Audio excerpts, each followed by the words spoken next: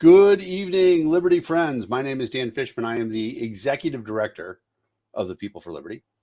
And every time I come on and talk about one of the shows that we're doing, I want to talk about what our name is, People for Liberty. You know, we didn't choose a party name or, say, we're one specific group.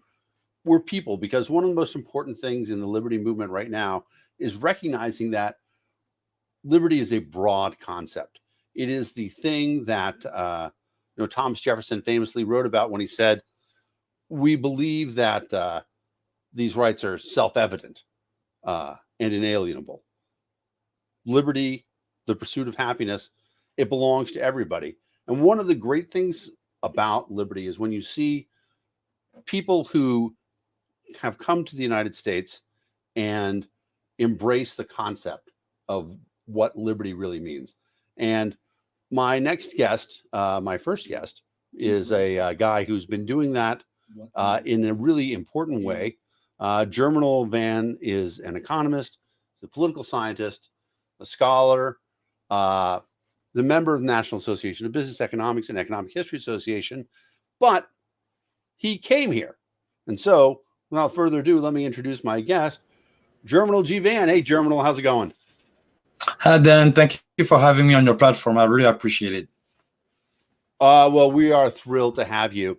I led into the fact that you weren't born in the United States. Can you tell us a little bit about your background and how you came here?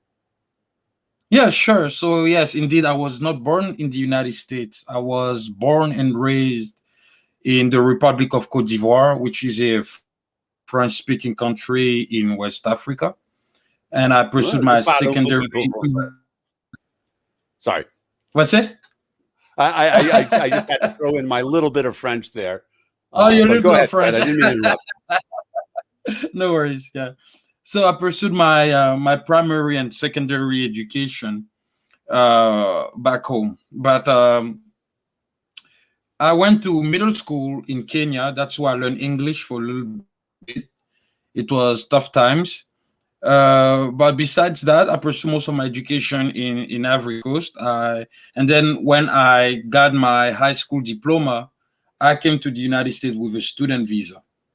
And I came here in 2010 and I studied political science and I minored in philosophy. When you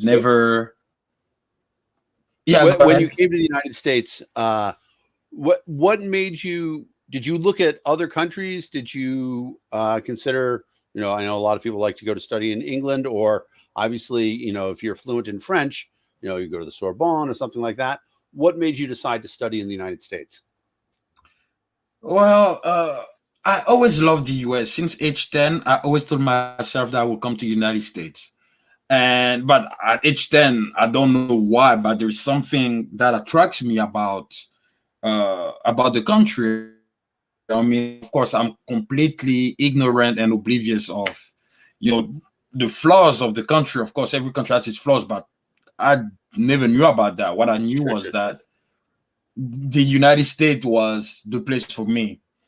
And one of the reasons why, and I would perhaps say the main reason why I decided to come here rather than going to Europe is that, first of all, I love Anglo-Saxon culture.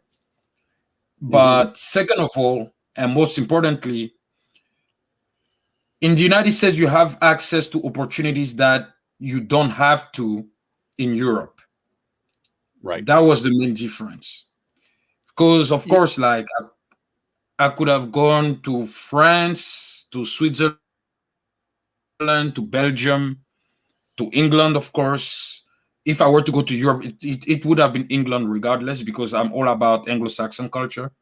Right. But my issue with European culture is that European society is that there is a ceiling that foreigners cannot go beyond. Yes. And in the US, there's no ceiling. So that was one thing I knew. That was one thing I knew. And that's a fascinating thing to talk about, because, I had a similar experience. I actually was an exchange student and I went to England. But one of the fascinating things about it was until you go there, most people don't realize how one culture most European countries are. That they don't have the broad collection that the United States has, and because of it, no matter who you are or where you've come from, you're always going to be somewhat considered a foreigner as opposed to a large mass. Where I went to school in England, I was the only Jewish person that anybody there had ever met. And they asked me all sorts of like crazy questions just because they had no idea what it was like. And so you come to the United States and you start studying. And where did you go to college first? Catholic University of America. So you're in the DC area. Yep. That must have been pretty amazing. In DC, I did my undergrad there. What's it? That must have been, I mean, the United States is a fascinating place to come to, but then you're in DC, so you get to see all the buildings. Like, I mean, having just moved to DC as well myself, every day when I drive past the Lincoln Memorial or the Congress, I think, oh, I just saw that in a Tom Clancy movie. All right. I mean, when I came, my first 2 months were very difficult. But I guess I was homesick. I mean, I think that was the main thing. But one thing I knew and I understood was that when you want to be successful in a foreign land, you have to hang out. You have to spend time with the locals of that foreign land you're settling into. So it didn't take me that much time to accustom myself to American culture.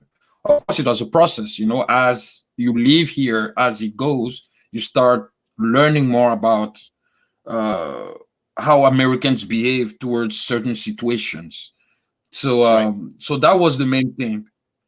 That was the main thing I learned over time. And yeah, you were studying political science too, which I would.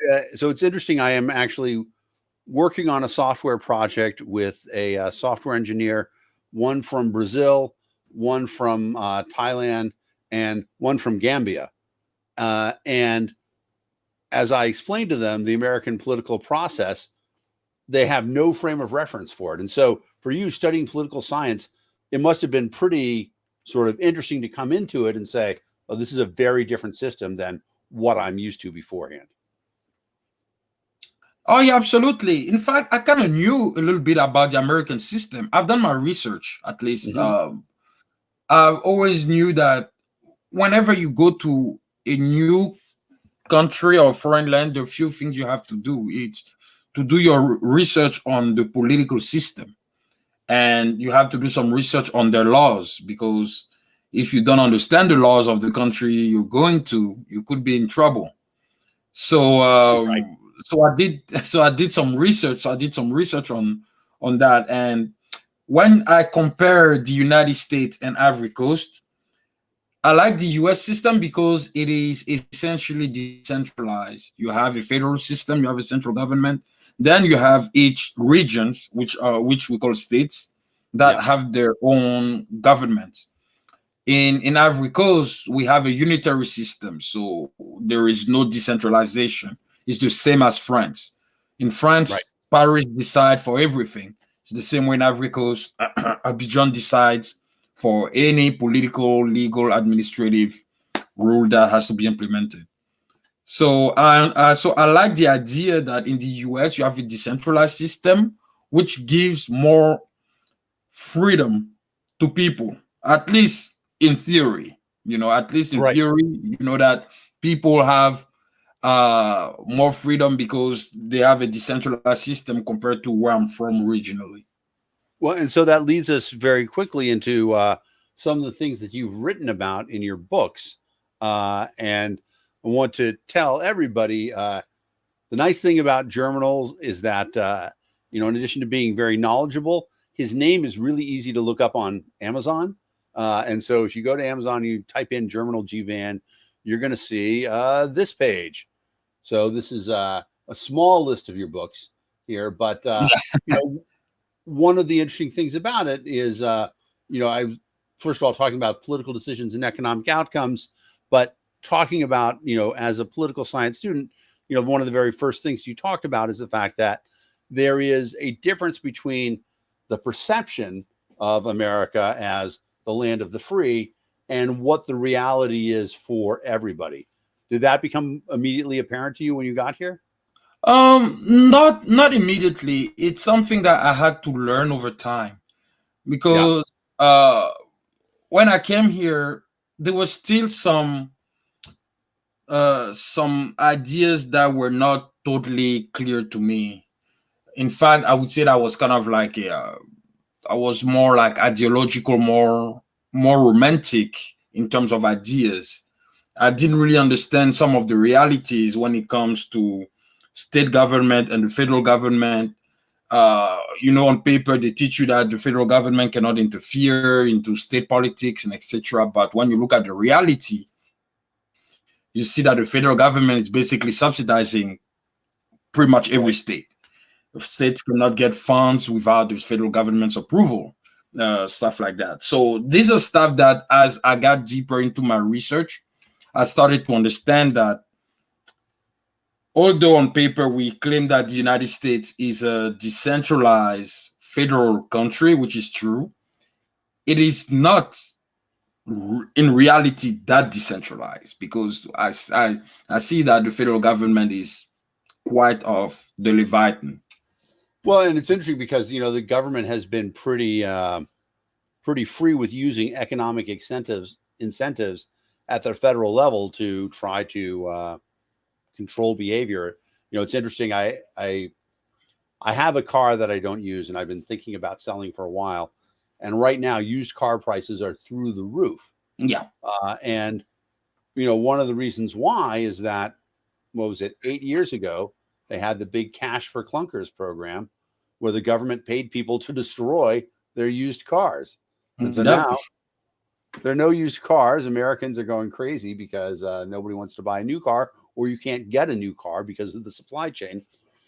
So you go through, you do your undergrad in political science, and then did you feel like you wanted to stay in academia? Did you work for a little bit? What was the next option? What did you decide out you were going to do next? So once I was done with my undergrad, I worked for a year. I interned for a law firm. Then I worked in the food industry. I worked as a dishwasher, as a line cook. I did all of that. I have also worked as a dishwasher. I have a Yeah. friend who says there should be a dishwasher school of philosophy because you're just sitting there washing things with the hands and your mind is thinking nonstop. So I Right. attribute a lot of my life decisions to a summer that I spent washing dishes. Yeah, no, absolutely. Like, and so I did that, and but the thing is, I couldn't really find a full-time job with my degree in politics because politics was what I always wanted to do. In fact, when I came, my initial goal was I'm coming in the US to get my education, then I'll go back and pursue a political career back in Ivory Coast. Yeah. So yeah, so the year gap, I couldn't find a job, so I was doing odd jobs. Then I was able to get into George Washington University, where I pursued my master's degree, and so I got my master's degree in political management, and still like I was after that I was still looking for jobs and I couldn't. But what has happened here was that a big shift occurred. So I started to be interested to stay in the US compared to going back and Sure. run for office. I started to be like, in fact, I realized that I have a shot in this country. I have a shot at doing what I really love because I have opportunities here. And the reason why things have changed was because of the mindset. So in the United States, if you do not work, you do not eat. And that's my approach to life. That's my mentality. I strongly believe in private property.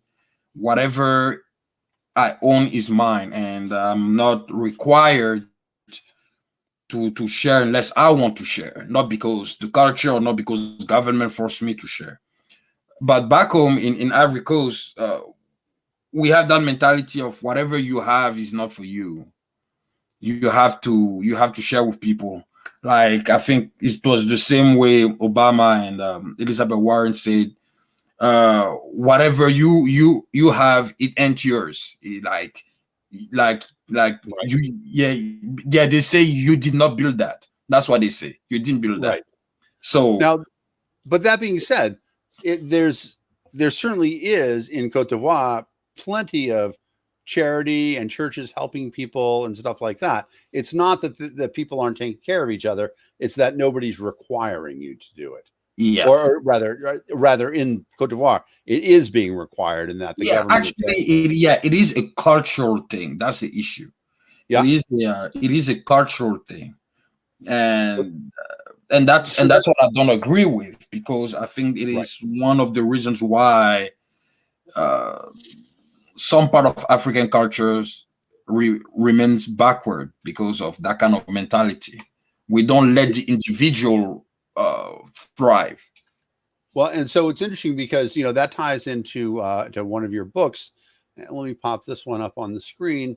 And so 2019, you publish Reflection on Identity Politics. Here's why identity politics divides us more than it unites us. And it's Political Reflection, Book 1. So I like the fact that you knew there was going to be more books coming up. But so can we talk a little bit about that? About, Sure. for you coming in from a foreign country and then seeing the effect of identity politics, which I think a lot of Americans are blind to. They don't realize how they're being divided through identity politics. Can you talk about what it was like for you to see it and what made you write this? Yeah, sure. It's because what I realized was that people were trying to measure the value of an individual based on his secondary attributes. By secondary attribute, I mean your skin color, your religion, you know, your sexual orientation, all of that. Your Sure. primary attribute are your skills. That's Yep. why wherever you go on earth, specifically when you're looking for a job, we are going to hire you because we believe that, based on your resume and maybe based on the fact that we test you, we believe that you have the skills to complete the task assigned to you. And unfortunately, what I realized was that in America, they do no longer care about the primary skills. They would rather hire someone because he or she is black, or because he or she is Muslim, or because he or she is has a different sexual orientation. But those things do not, in my opinion, do not contribute to increase output. Sure, they may affect, the culture of the workplace, which I understand it's the importance of diversity. But true diversity should be diversity of thoughts, not diversity of skin color and forcing people to think a certain way. And that was the major reason why I decided to write that book, because, and plus what I saw with Kavanaugh and the Me Too movement and feminism, and how the United States became like a big tribe. Like people are dividing into tribes and say, like, because you look a certain way, because you think a certain way, therefore you're this and that. So I wanted to address that. I love that idea of talking about diversity of thought, because I used to be a school teacher and I was already relatively, I added to their diversity quotient because I was a man in a profession normally dominated by women. But at one point in time, I was on a hiring committee, and they said, well, we're hoping to make a diverse hire. And I'm like, maybe you guys should hire a Republican, because everybody here is Democrats. I'm the one libertarian. So let's get a Republican in the door. And they're like, oh, we can't ask about that. I'm like, you're right. We can't ask about it. You can't ask somebody their political thing in an interview, but it would certainly be interesting. But none of them thought, like, I thought it was a funny comment. None of my colleagues thought that was a funny comment. Like, how dare you suggest that we're not diverse? But that is an interesting point, because diversity of thought and diversity of culture has as much to do with, your political thinking as anything else. But nobody ever talks about that as being a criteria for diversity. Absolutely. They don't. They measure the value, or should I say the worth of an individual based on his race, gender, or religion, and those attributes. I call attribute because it's still part of human identity, but those attributes do not determine the worth of an individual. The worth of an individual is the skills he or she possess and what they can do with those skills. So that's my real assessment about it. And even like I would like to extend by Please. getting into the critical race theory, because that's what they're doing. Sure. When they're saying that mathematics is racist, this is nonsense. This is how can you racist? If you're not good at math, just learn the thing to develop your analytical thinking. But today, they're saying that, oh, math was it works for whites, it doesn't work for minorities because of XYZ reasons, and this is dangerous. And of course, here again, they're playing identity politics. Well, and it's interesting because you actually went on to get a degree in economics and the certificate in mathematics, right? Yeah. So in fact, it's interesting. I never got a degree in economics. I never took a class of economics in my life. Mm-hmm. I got a certificate in mathematical statistics from Duke University. Well, and it's interesting. So I'm a guy who, I was a teacher, and then I was a computer scientist. So I had to do a lot of math. Yeah. And one of the really interesting things about it was in 2000, when the internet economy started to explode, we saw lots of people coming to say, oh, I want to learn to code and get a job working in a software house so I can make a lot of money. But the interesting thing about it, for those of us who were working there, is that not everybody likes math, and it's not a requirement. But if you don't like math, you're going to hate being a computer programmer. And so all these people who came over from, having been writers or artists or something else, because they were chasing the money, it wasn't a career that appealed to them, and they weren't happy with that.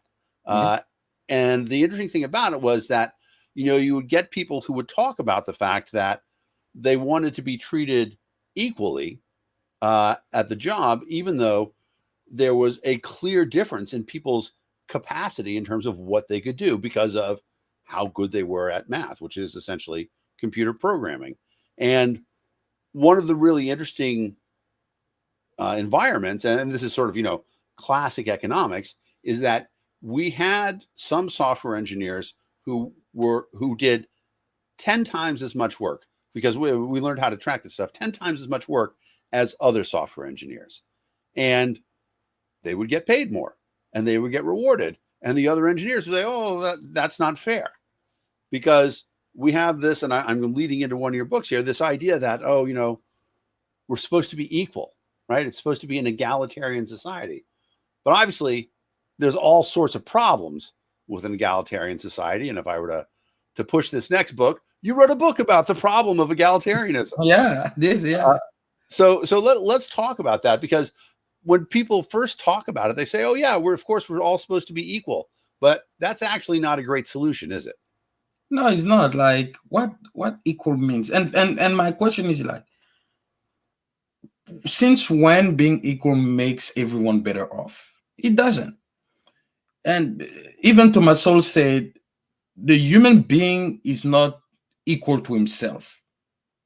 For instance, I'm going to take your own example. You're a computer scientist, right? But are you good at medicine? No. Exactly. Are you good at maybe physics? You could be good at because you're good at math. But are you good at, let's say, art? I'm a terrible artist. Art, exactly. So we see that you have strengths in some disciplines and you have weaknesses in other disciplines. So you're not equal to yourself. So why should we make everyone equal to? That's the thing. And people don't realize that by forcing to make everything equal, you're depriving those who have the ability to create and increase output, to you prevent them from doing so. Right. Because even if you take the materials, or let's say all the advantages they have, to give it to the people who don't have it, even if you give them, they won't be able to reproduce it.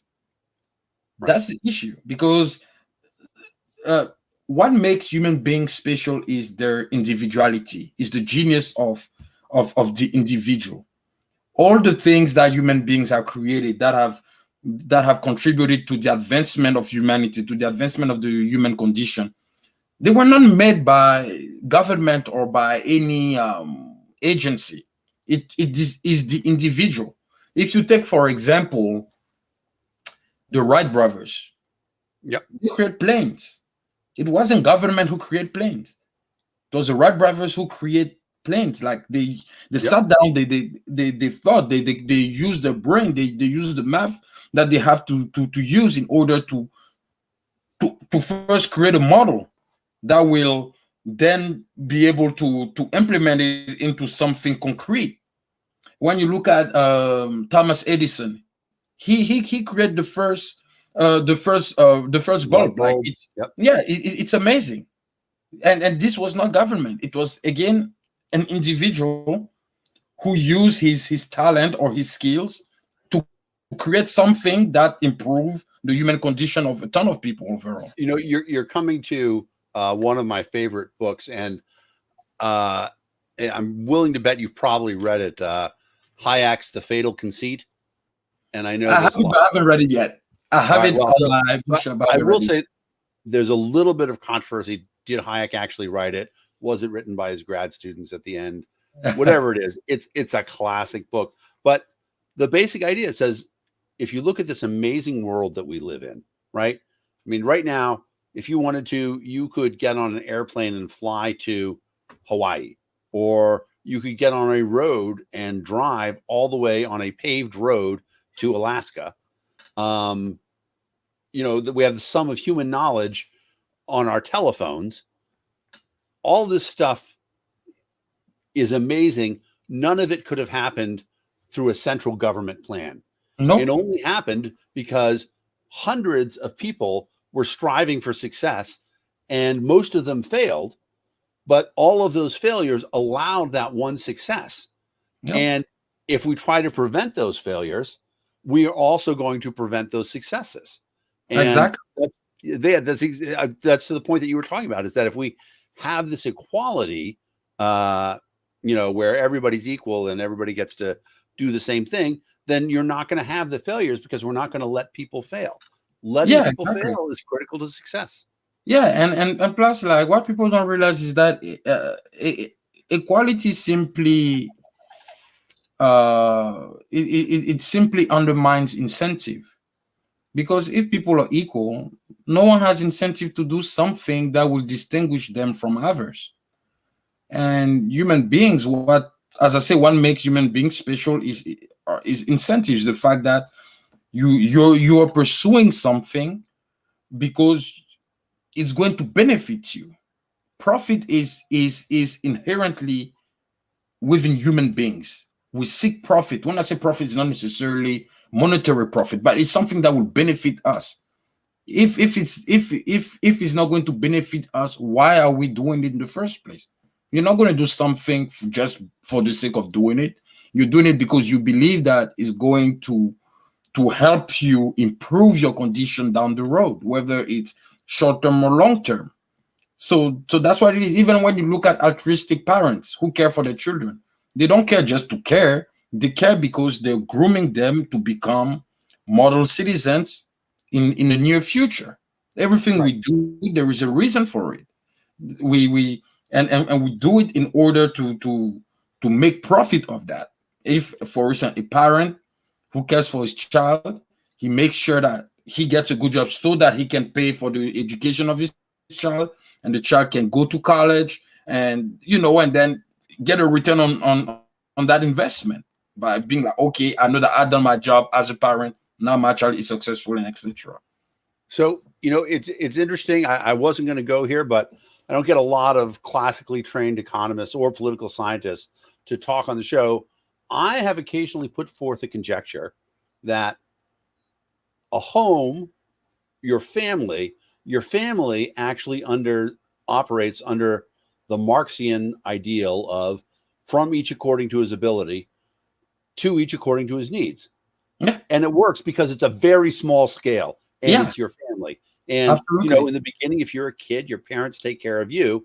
And if you're lucky enough, in the end, you will be able to take care of your parents because you'll have the Exactly. ability and they will have the need. But that only works in that tight unit. On a Yeah. larger scale, it has to be people trying for themselves. Exactly. And it's funny because that's what Nassim Taleb said. He said, at the federal level, I'm a libertarian. At the state level, I'm a Republican. At the municipal level, I'm a Democrat. And at the family level, I'm a socialist. That's an amazing quote. I was not aware of that at all. Right. Nassim That's what I Taleb, said. you said? Yeah. Nassim Taleb. Nassim Taleb. I'm going to hunt that down. Nassim Taleb. He's a big, he's the one who wrote Black Swan. The Black Swan. He's a big finance guy. Yeah. Yep, I see him listed here. Nassim Taleb. That's an amazing quote. Well, and it's interesting Yeah. because and it's like we planned all this out because it leads us into another one of your publications where we talk about the fact that it used to be that America was a place that sort of embraced classical liberalism, where we said, Mhm. okay, we want to make sure that we are tolerant of all these variety of different ideas and that people can pursue whatever they want to pursue. But as the federal government has sort of taken over the idea of almost being parental towards people, we have seen the government begin to appear as, dare I say it, a totalitarian state. And so to go up to your next book, the totalitarian state of America. I mean, for a person who came here, thinking, and this is a statement that I make sometimes too. I like to say that when the colonists rebelled against England, they were rebelling against the freest country in the world at the time, but the colonists didn't want to be freest; they wanted to be free. We seem to be moving away from that now, and that we have a federal government that is rapidly impinging on people's individual freedoms and becoming a totalitarian state. Yeah, but the thing is that the government is doing or using tacit totalitarian techniques. So basically, they're using the law instead of pure physical coercion to harm you, because they're using the law, and if you don't respect the law, then they have a legal right to harm you. But they're using the law to constrain or to restrict to restrict your freedom, and that's what it has been happening since the early 20th century. The government has kept growing, and then when we hit World War II, that's when FDR completely expanded the role of the government beyond its constitutional scope. The government was already going beyond its constitutional scope, but it wasn't that bad. And the way it went beyond its constitutional scope, we can quantify this by looking at government spending. Government always had a reason to create a given agency for God knows what. Sure. Well, so every time they create something, yeah, go ahead. That becomes an interesting thing when we talk about, sort of the expansion of government and the, in many ways, it seems to me at times that it is sort of a deliberate effort to say, we're going to take these things that used to be things that people would do for themselves, and the government will now own this. And, a lot of private charity, things that used to be taken care of privately, the government now owns. And, food stamps is a great example. And I want to be clear that, I'm a libertarian. I want to roll back as much as government as I possibly can. And food stamps is the very last thing that I would want to roll back. But the idea that the government has said, you don't need to worry about feeding the hungry, which, in every every major religion that I'm aware of, there is a commandment to feed the hungry. And government says, oh, no, you don't have to worry about that anymore. We'll take care of that. People don't do that anymore. That changes a people themselves, that they no longer feel that they have to be responsible for their neighbor. And sometimes it feels to me that government is deliberately doing that. That government is deliberately saying, stop caring about your neighbor because that's the business of government. Does it feel like that to you too? Yeah, because the goal is this is my opinion, but I think sometimes that the goal of bureaucrats is to replace God, is to replace the higher, the divine being that is watching upon us. Because when you pray God, you assume that God is above all human beings. But the minute you stop praying God, and that's what socialism is about, because socialists, they are by essence atheists. They resent God, they resent religion. So basically in the socialist state, for example, what you're going to do, you're going to pray or praise the government because they're the ones supplying whatever human beings need.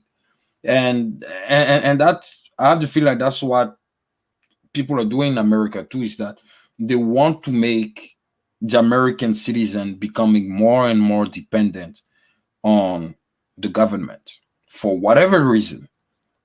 And the result is that our taxes keep increasing because government cannot create an agency without raising taxes. Right. So our taxes keep increasing, government spending keeps increasing, and those programs that they create are inefficient in the long term. They may produce some result in the short term, but in the long term, they're not doing any service to people. When you look at Amazon first, and look at what Amazon has done to America compared to if Amazon was owned by the government. Amazon was the hero of the pandemic by anybody's definition, right? All the things that were delivered, that, and not to mention the fact that if Amazon hadn't been doing the business they'd been doing, excuse me, for the last 20 years, we wouldn't have the infrastructure available to be able to deliver everything in the first place. Exactly. I had in 2000, I was working for a company called Palm. We made a little handheld device, the Palm Pilot. And the CEO at the time said, the smartest investment you could make right now is, you see what's happening with the internet. It's like, you should invest in UPS. Amazon is going to need somebody to deliver all those things. And so 2000, I took his advice and I invested a lot of money in UPS. That was a really good decision. Right. Because, you think of the way that things have been changed. But, it's interesting because one of the things that people seem to really want government to address, and, they talk about taxes, and, they talk about people not paying their fair share. They talk a lot about income inequality. And of course, if we're going to talk about an interesting topic in economics, you've probably written a book on it. So income inequality in economics, this is a critical thing because I think that, there is, without question. So I had a funny political conversation the other day where somebody said there is greater income inequality in the United States than in any previous society. And I said, well, I think that, Pharaoh would disagree with you. The Egyptian rulers and their slaves has a much different set of income inequality. But the idea, there certainly is dramatic income inequality in a free society, right? But that's not a bad thing. And in many ways, the thing that preserves that inequality is, in fact, the wealthy using government to protect their wealth, right? So can you talk a little bit about income inequality and what it means for economics? Yeah, sure. I mean, you will always have income inequality the minute you have property rights. Simple as that. The minute you have property rights, you will have income inequality. Why?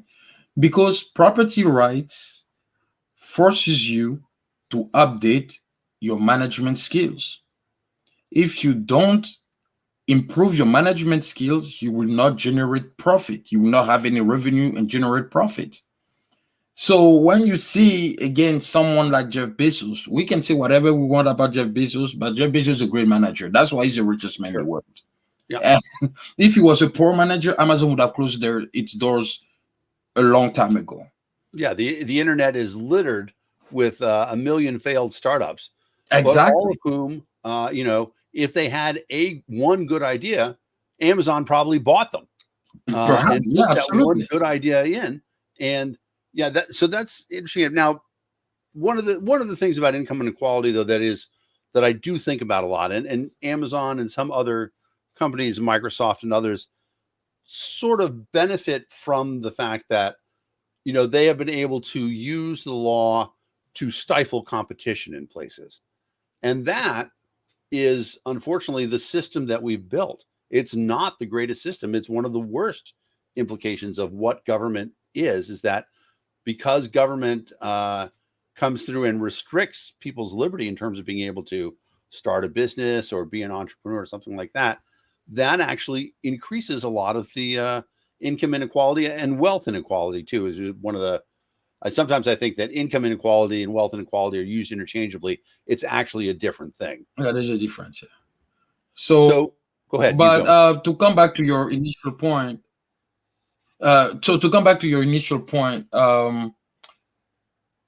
what is important to understand is that the United States is a capitalist country, but it is not a free market country. People use free market and capitalism. They basically intertwine the two notions, but they're not the same. Right. Capitalism deals with the creation of wealth, whereas free market deals with exchanging the wealth you own or the resource you own. Basically, whatever thing you own, you exchange it voluntarily. The free market was never truly applied anywhere, but capitalism has been, because capitalism focuses on the means of production being owned privately. Right. So the people who own the means of production will try to protect themselves by restraining competition. And today, with the exceeding crony capitalism that we have, it's even worse because now government is the one selecting the winners and the losers. The bigger your company is, so basically your corporation, you have more than 1,000 employees, you make more than $10 million, you have a better chance to survive, to be in Right. the good graces of the government, compared to if you're like the local barber shop at the end of the street and there is like a huge economic crisis striking and you're forced to close. Yeah. I mean, the But pandemic's a great example of that because they shut down all the hardware stores, but they never closed Walmart. nope, because of capitalism, and because capitalism is that Walmart has been in the game for a very long time, and what they keep doing is to reducing the price because people love to buy what is cheap. Right. So they keep reducing the price so that people will keep purchasing the product, and they eliminate the competition completely. So the government has never strived, in my opinion, to to enhance a free market system compared to a capitalist system. Right. And we are sitting here looking on the verge of, and again, we're talking about a political topic, and so you've probably written a book about it. Democratic socialism. This idea of the government. I mean, socialism is, and I'm interested if you agree with this thing. So for me, in my economics training, we always said socialism really only means one thing. It means the government controlling the means of production. You can Yes. say owning the means of production, something like that. Socialism is not social welfare. Socialism is not, free healthcare or anything like that. Socialism is just the government controlling the means of production. Now, that may manifest itself in a lot of different ways, but this is the fundamental thing about what democratic socialism is about, is that they do want the government to have complete control of the market, which is the opposite of capitalism. Absolutely, yeah. Good. I'm glad. So let me play. This is my maybe it's my second devil's advocate thing. Sure. One of the things that people talk about is that as we see machines and learning machines stand up to take the burden of work from our shoulder, we come into an interesting place where people's labor may be soon relatively valueless because there's going to be a machine that can do it better. What does that mean for a capitalistic society where, we might have a situation where most people's labor will be at least not as valuable as it used to be? So what does it mean for capitalist society? Well, as you know, in a capitalist society, what drives a capitalist society is innovation. People will keep trying to innovate. The labor theory of value that Marx developed in the 19th century does no longer hold because of technology. Technology is replacing human labor. Technology is performing better than what humans can do. I can even give you an example. In law firms, the law firms that make a lot of money start having machines doing the work of paralegals. So that tells you that the job of paralegal is slowly disappearing, and it's a matter of time before no one will eventually become a paralegal. But in a capitalist society, if we decide to make the work of the human condition more relevant, it means that we have to go backwards again, because as we move forward, machines are taking over and they will keep taking over. I think for capitalist society it's too late. We can't go back. Maybe in African countries or in third world countries, that's okay, because the level of technology is not as developed as it is whether it's in Western Europe or in the US. Yeah. But in the US, in a capitalist society like the US, we have to keep innovating to continue to maintain the human condition, because our condition is now used to the lifestyle that we have. If we stop innovating, it's done. Well, and I think that, there's a really good example of that in the agricultural industry, because right now, one man with a sophisticated tractor and a computer can do the work of 1,000 farmers 100 years ago. Absolutely. And so all those farmers are out of business, but they're not starving. They've moved into new fields because farming isn't where people should be anymore. So that level of innovation, but this is where I think the trap is that we say that that level of innovation is what can save capitalism, but innovation is something that government is suppressing right now through totalitarianism. And so what's the best way, in your opinion, to counter that from an economic standpoint? What is the best way to continue to maneuver? I used to think, I was, like I said, I was a software engineer back in 2000. I'm like, you know what? We're going to be able to innovate too fast for the government to stop us. Oh yeah. But the government's gotten pretty good at shutting things down. So I'm not sure that's going to happen. I think it's a matter of time, because for us to keep innovating, we have to move now to the digital. That's pretty much what it is, because when you look at COVID, right, the economy took the shape of a K. People who are doing physical work. By physical work, I mean that they have to leave the house and use their body to work, such as being a barber, being a server, all these work. Stocking shelves. Exactly.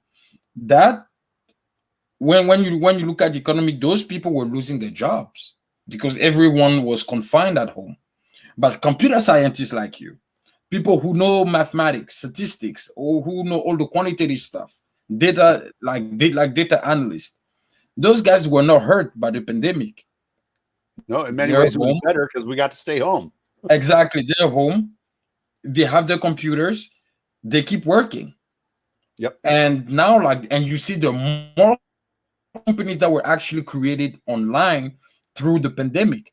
So one part where the government will still have trouble to keep up will be the digitalization of the economy, because whenever things are moving virtually, the government will have a very hard time to keep up.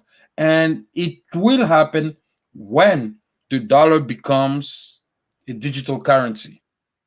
For now, so long as the dollar remains paper currency, the government uh, still has a lot of influence. But when that becomes different, so when we become when once we have a digital currency, that is going, everything will shift online. So people who know how to code will have the greatest advantage any human being can possibly Well, have. so let's talk a little bit about sort of the economic concept there. I worry a little bit sometimes that people, well, I know for a fact, a lot of people don't understand the difference between currency, value, and wealth. Currency is obviously just our means of exchange, and it's been a long time since any currency has been particularly tied to a thing of value.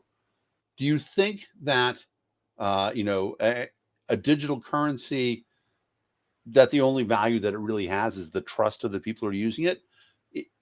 Is there a future in that? I mean, so yeah, I think there is now. I don't know for how long, Right, because the dollar, people trust it. That's why this currency exists, right, because we trust it, because paper itself doesn't have any values, because we know that, okay, I know that if I'm giving you this paper bill, you will accept it and I can purchase whatever I want to purchase. That's right, number one. And number two, so long as the United States will remain the first power in the world, the US currency, no matter what it is, will have its value, because the right, dollar is used as as the medium of exchange anywhere in the world. Even Zimbabwe is now using the dollar as their own currency, because we right. know the Zimbabwean dollar is completely Yeah, worthless yeah, now, right? So everything is about trust. It's about the fact that people do believe in the trust. It's the same with gold too. Yes, gold is an object of value, but gold has value because we decide that gold has value, because it's right, it's it's a rare mineral that we don't get it like that. The same for diamond too. right. So Well, I mean, yeah, I will argue gold has got a lot of, as a person who's had some dental work, gold is like incredibly valuable. When your tooth really hurts, you want gold to fix it, and you need gold to make cell phones too. You can't yes, make a cell phone without gold, but there's a lot of stuff. Diamonds, I agree with you 100. I mean, I guess diamonds have some intrinsic value being hard. Sapphires have no value whatsoever, all right, but they're very pretty, and that's the only reason why. So I agree with that stuff. It's interesting because I want to see a digital currency succeed. It makes complete sense to me, and I would be willing to put a lot of faith into it. But I do occasionally worry that it does have this one vulnerability of not having anything truly behind it except for the faith of the investors. But exactly. And I guess, I actually want to expand on your point. Like, please, I talk about digital currency, but personally, I'm not a big fan of Bitcoin, because it has no intrinsic value, and I don't know. It's plus I don't invest in what I don't understand. Like, Bitcoin is it's far too volatile, in my yeah, opinion. But when you look at the dollar, for instance, the dollar doesn't have any intrinsic value.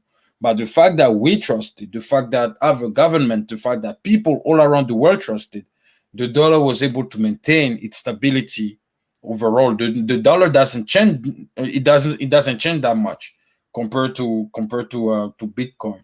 So, and with China now, that has that has entered into the phase of having its own digital currency. It's a matter of time before the US does the same. I think the US is just postponing its entrance into the world of digital currency. So And I guess once it has a government backing it, it becomes a lot more. I don't want to say legitimate because I definitely have used digital currency for a lot of things, But I also, the people who invest in currency, I think, are a little crazy anyway, even whether we're digital currency or real currency. I'd rather invest in something of value. But it's going to be an interesting 10, 15 years. And especially if this bite of inflation, and let's talk about that as like our closing thing. This rise of inflation has a lot of people talking about the fact that as much as the United States government wants to deny it, it's clear that they're just printing money. Yeah. Right. And so it's not shocking that, that we're seeing inflation. In fact, it's one of those things that I think if people look at it going back, it's going to be an emperor is wearing no clothes sort of scenario. When you look at, quantitative easing back in 2008 and the government starts buying $48 billion of stock every month and the stock market goes up. Well, those companies didn't become more valuable. The currency became less valuable. And in fact, it was a transfer of wealth from the people who had money in the banks to the people who owned stocks. So as we're looking at, starting to say, inflation, which used to be a big problem for governments, but hasn't been one for the United States in a long time, maybe because of modern monetary theory. Do you have some fear that this batch of inflation is going to expose some stuff that we haven't seen before? Perhaps, yeah, because I even wrote an article on my website that I published predicting inflation in the next few months, basically until September. I didn't want to forecast for too long because things happen. There are many variables that we don't control in life, so it would be foolish of me to forecast inflation until next year. But for now, my predictions have been correct. I predicted that inflation in June will increase, which is the case. Today, inflation is at so inflation for the month of June is at 5.4%, and I predicted that it will be at 6.67 in September. And Jerry Powell actually released a statement saying that inflation for the next 6 months is not going to be good. Like, it's going to keep increasing. So I don't know. I don't know what exactly will happen, but if people keep listening to Stephanie Kelton and Thomas Piketty on how, printing more money is not going to do any good to the economy. It's not going to do any good to the economy because right now, we are over the crippling inflation stage. Now we're in the galloping inflation stage where prices basically shift between 3 and 10%. If I don't think we will go the way to 10% in the increase of price. I hope not. But if we reach that stage, that means that we're not that far from Zimbabwe, because that's what happened to Zimbabwe. Because when the prices increase over 10%, whether it increase after to 150%, it doesn't even matter because you're dealing with hyperinflation at this point. So it's what we have to do is to make sure that we don't reach that stage of hyperinflation. And one of the ways to not reach the stage of hyperinflation is to start increasing interest rates. So that it will make it hard. It will make it harder for people who can't afford paying stuff on time to have to take credits. Right, because the interest rate is often described as the price of money. It's actually how much you pay to get money. And so, if you increase the price of money, people can't borrow it. And so they are living within their means. And that's a natural counter to inflation. Exactly. It would be interesting to see if the government gets that very simple thing that they could be doing. So let me say that my guest tonight has been Germinal G. Van. Find out more about him, germinalgvan.com. Frequent author. There's a lot of stuff on Fee, a lot of stuff published on Amazon. People can go see. Really, really a stupendous scholarly output. Any last comments? Anything you'd like to say to the audience? Uh, I mean, not Anything you want much. to plug? Wait, what? I was gonna say, anything you want to plug? You're speaking anywhere? Is there a new book coming out? Oh yes, I mean, when it comes to books, yes, always. I'm currently working on a book called "The Economics of Gender Relations," where I'm basically evaluating the worth that men and women bring to society from an economic standpoint. It's kind of like a push a little bit on feminists who are saying that, oh, we have They should to, be paid equally. yeah, we should get rid of the patriarchy and all of that. So basically in that book what I'm doing is that I'm applying basically the neoclassical approach, using men and women as rational economic agents pursuing the self-interest, and how in pursuing the self-interest they mutually help each other to uh, to increase to maximize the profit or their benefits. That's awesome. Well, when the new book comes out, it's going to be on Amazon. We look forward to seeing it. Yep. My guest today has been Germinal G. Van. Really, it's wonderful to talk to people who have taken the time to research, think, and apply their knowledge. And then when they share it in book form, that's what we really should be excited about. So I want to thank Germinal for a wonderful show.